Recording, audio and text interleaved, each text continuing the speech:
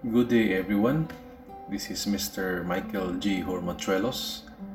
I will be giving a presentation on the topic motivating yourself and others. To start, let us discuss the complex nature of motivation. People are motivated by many different kinds of needs.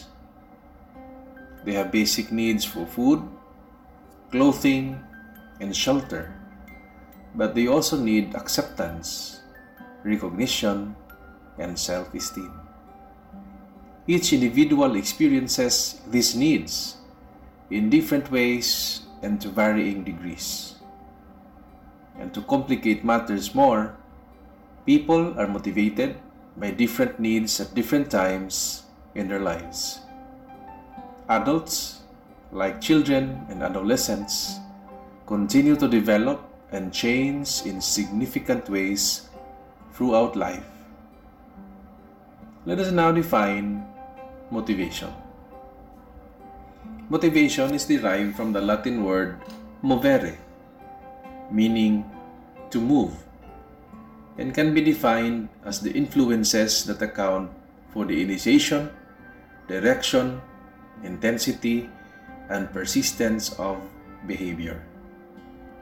The study of motivation is complicated by the fact that the number of possible motives for human behavior seems to be endless.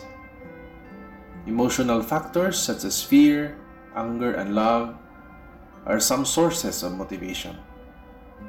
Others may stem from social factors that are influenced by parents, teachers, friends, television, and recently the advent of social media. And then there are basic biological factors such as our need for food, water, or sleep. According to Dwight D. Eisenhower, motivation is the art of getting people to do what you want them to do because they want to do it. Let us now go to the characteristics of motives. Motives has been described as the why of human behavior. An understanding of the following 5 characteristics of motives can help us seek to understand the complex nature of motivation. Motives are individualistic. This is the first characteristic. People have different needs, and what satisfies one person's needs, therefore, may not satisfy another's. This variation in individual motives often leads to a breakdown in human relationships, unless individuals take the time to understand the motives of others. The second is that motives change. Motives change throughout our lives. What motivates us early in our careers may not motivate us later on. The third, motives may be unconscious. In many cases, we are not fully aware of the inner needs and drives that influence our behavior. The desire to win an award, for example, may be triggered by an unconscious feeling of inadequacy or the desire for increased recognition. The fourth, motives are often inferred. We can observe the behavior of another person, but we can only infer or draw conclusions about what motives have caused that behavior. The motives underlying our own behavior and others' behavior are often difficult to understand. Lastly, motives are hierarchical. Motives for behavior vary in levels of importance. When contradictory motives exist, the more important motive usually guides behavior. Workers often leave jobs that are secure to satisfy the need for work that is more challenging and rewarding. In an organizational setting, motivation is very important. Motivation coupled with ability leads to performance. Motivated employee will do the quality work with more motivation and by his own will. A motivated employee will be more productive than the apathetic workers. If there is motivation, there is low attrition. There is also low turnover rate. And the employees will be more loyal towards the organization. Further, they will be more comfortable while doing the work in the office, and the employees will love their jobs. Let us now discuss the two general types of motivation, and these are intrinsic and extrinsic motivation. Intrinsic motivation comes from within, while extrinsic motivation arises from outside. When you are intrinsically motivated, you engage in an activity solely because you enjoy it and get personal satisfaction from it. When you are extrinsically motivated, you do something in order to gain an external reward. Some examples of intrinsic motivation are enjoyment, purpose, growth, curiosity, passion, self-expression, and fun. On the other hand, examples of extrinsic motivation are promotions, pay raises, bonuses, benefits, prizes, opportunities of winning, and other perks. In general, intrinsic motivation is greatly related to autonomy, mastery, and purpose, while extrinsic motivation are closely related to compensation, punishment, and reward. Understanding the concepts of motivation is very important. Motivation shapes how much we gain and grow, as well as how much we use the skills and our abilities. We now go to the theories of motivation. The first theory of motivation that we will be discussing is Maslow's hierarchy of needs. Maslow's hierarchy of needs is a very useful concept for understanding some basic drivers and needs, meaning what drives you from the inside out. It's your inner needs shaping your behavior in the outer world.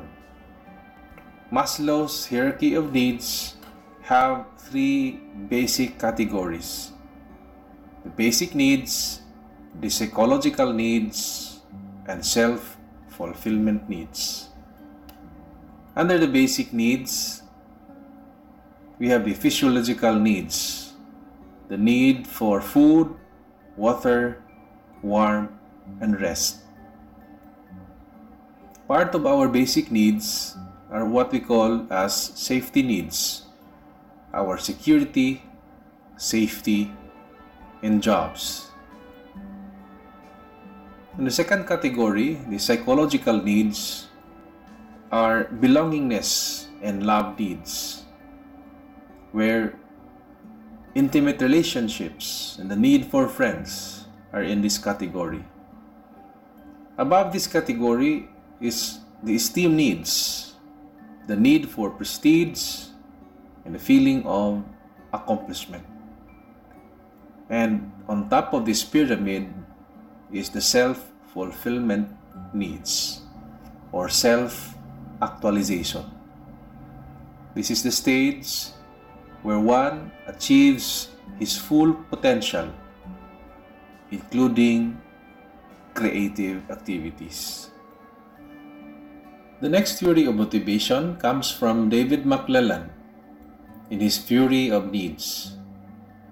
According to him, each person has a main drive, one main drive. It could be achievement, affiliation, or power. These needs aren't born into you. You learn them through your culture and life experiences. Achievers like to solve problems and achieve goals. Those who are driven by affiliation want to belong and be liked, while those driven by power want status and control. The next theory is Herberg's motivation maintenance, or the two-factor theory. The idea is that when motivational factors such as responsibility, recognition, and opportunity for advancement are not present, employees will demand improvement in maintenance factors such as higher salaries, more benefits, and better working conditions. According to this theory, there are two sides of the coin: job satisfaction and job dissatisfaction.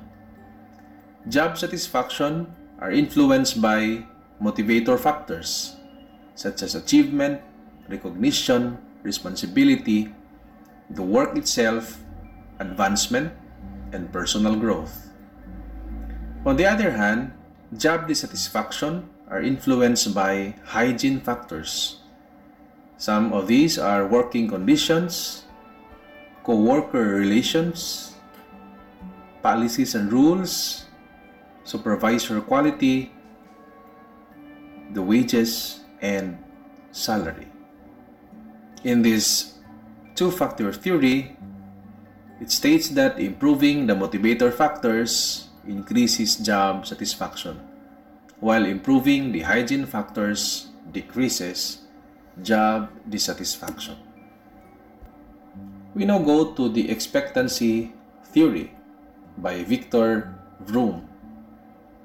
According to this theory, the idea is based on the assumption that personal expectations, as well as the expectations of others, have a powerful influence on a person's motivation. These expectations can become self-fulfilling prophecies. Managers can motivate employees by expressing belief in their abilities and talents.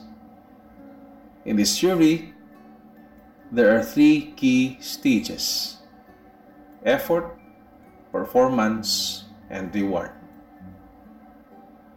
Under the effort stage, the employee believes that effort will result in acceptable performance.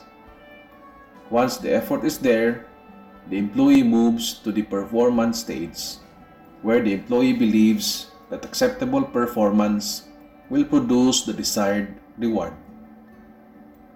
Since the employee has given the desired performance, then he reaps the reward. And in this stage, the employee values the reward. The next motivational theory comes from McGregor. Call it McGregor's theory of X and Y. This theory suggests that managers use two distinct motivational strategies when they attempt to motivate workers toward the goals of the organization. Theory X assumes that employees dislike work, they are lazy, they dislike responsibility, and must be coerced in order to perform. On the other hand, Theory Y assumes that employees like the work. They are creative, they seek responsibility, and can exercise self-direction. We now go to the goal-setting theory by Edwin Locke and Gary Latham. The theory says that clear goals and appropriate feedback motivate employees, and working toward a goal is a major source of motivation, which in turn improves performance. According to Locke and Latham, motivation shapes three aspects of action. The first one is direction. This refers to your direction or choice, and intensity or effort.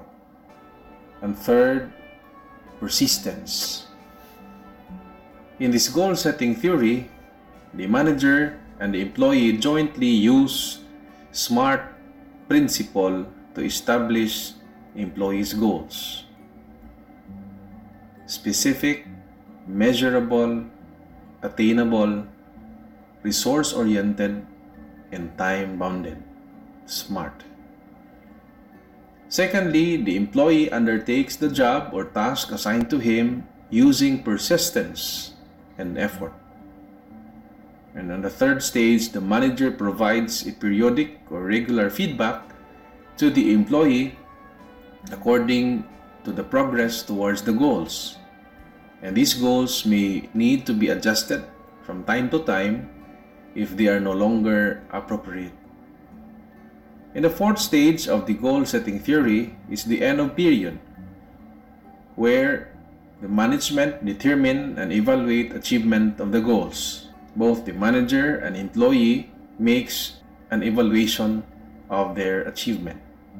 The fifth stage is on the outcomes, where there is recognition and reward in the form of pay rise, bonus, promotion, or employee support, such as training, or if the achievement is not enough, there could be sanction. Examples of these are pay cut, demotion, or dismissal. We will now go to contemporary motivation strategies.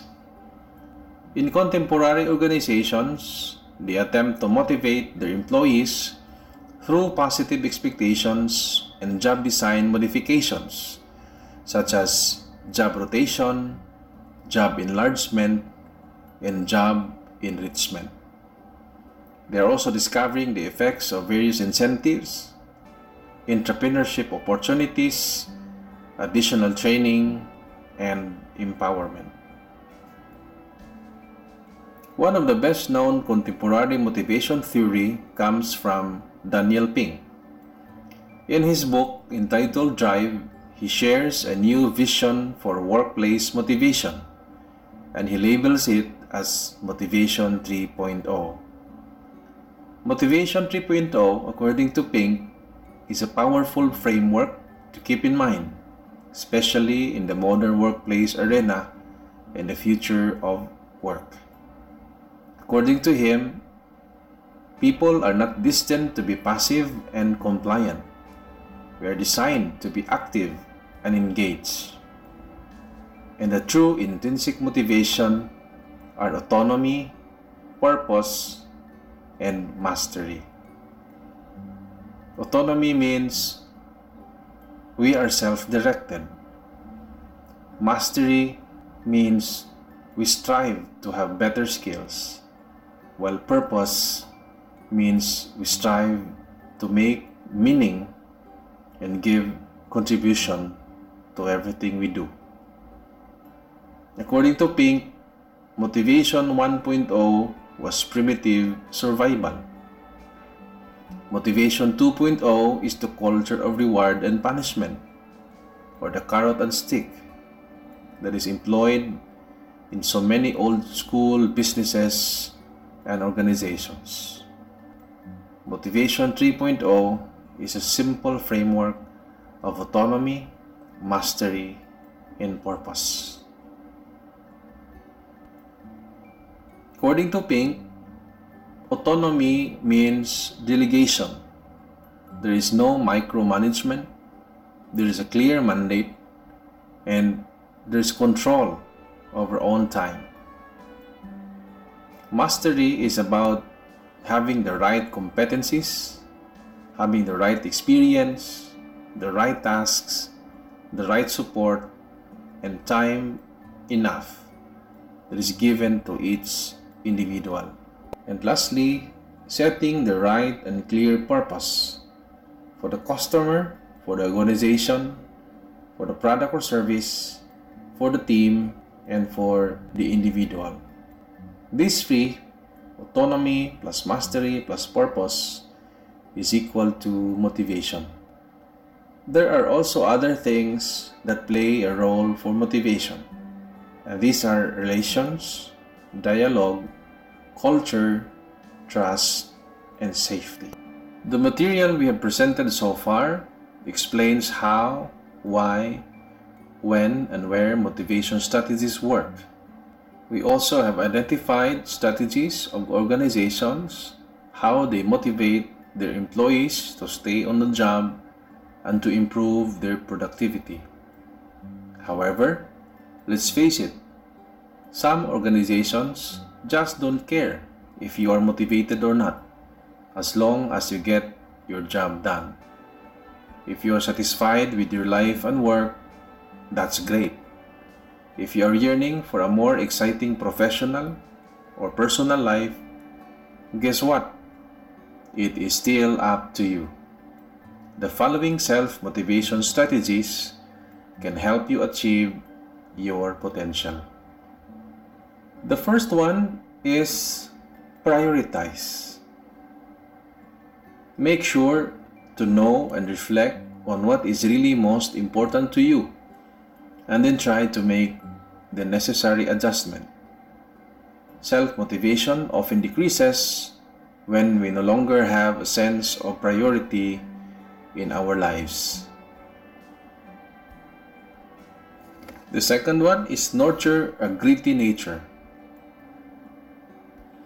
A series of recent studies indicate that the quality of grit in the form of hard work and determination is a major indicator of success.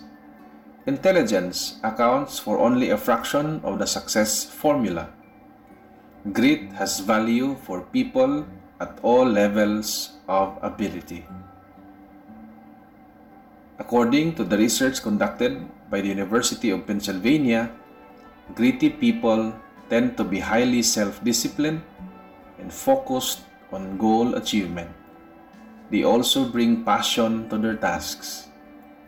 Self-discipline, therefore, is an important part of grit. It can be achieved by refraining from doing something in exchange for what is truly valuable at the end.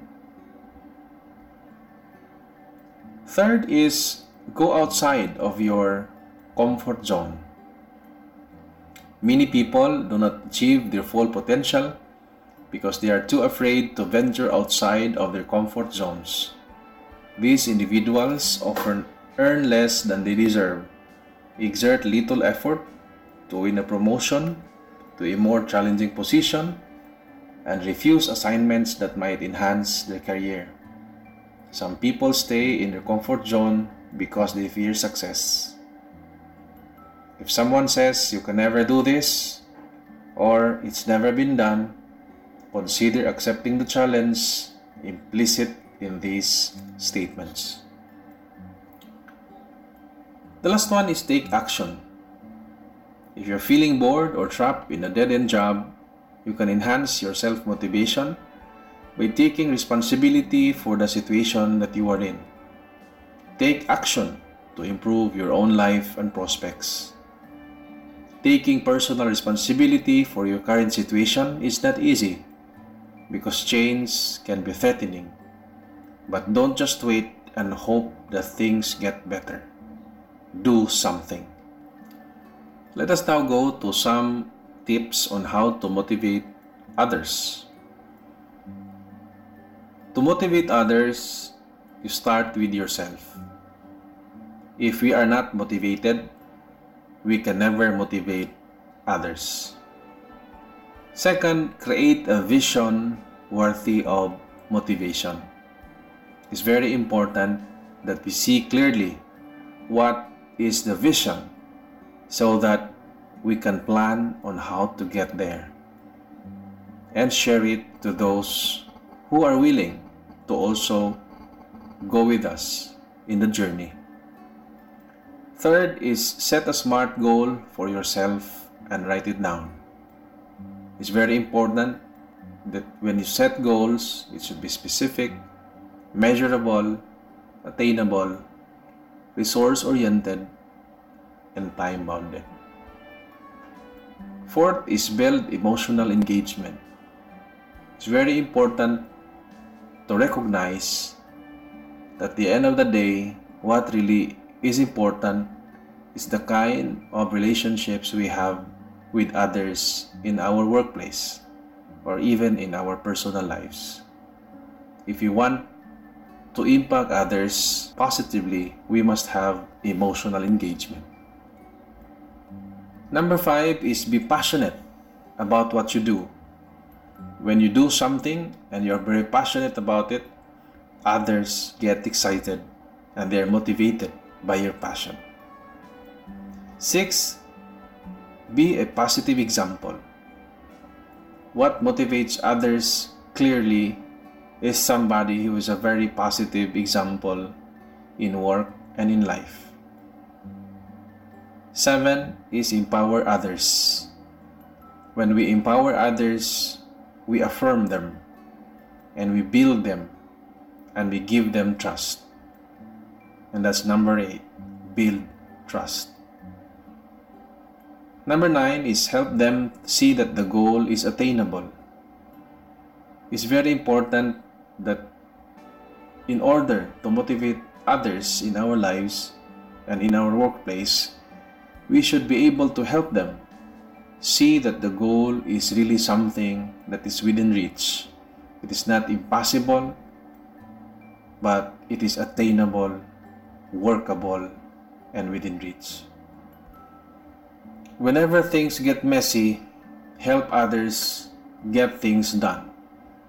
Helping others at work is always something that inspires. Number 11 is accept that you cannot force change.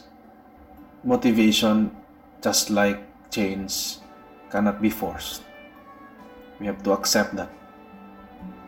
12, keep your focus on your goal.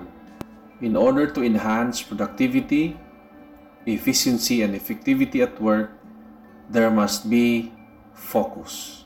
Without focus, everything will fall apart at work. Number 13 is provide feedback. To motivate others, we need to give them good feedback. Good feedback means pointing out their strengths so that they can keep doing it, as well as pointing out the areas where they can improve further in terms of their skills, knowledge, and attitude. The last is reward. Giving due recognition to good performance is always motivating for workers. An organization that rewards good performance will always have motivated teams and individual workers. To cap our presentation, here is a quote from Daniel Pink. Human beings have an innate inner drive to be autonomous, self-determined, and connected to one another. And when that drive is liberated, people achieve more and live richer lives. This is Mr. Michael G. Hormatrelos. Thank you for listening.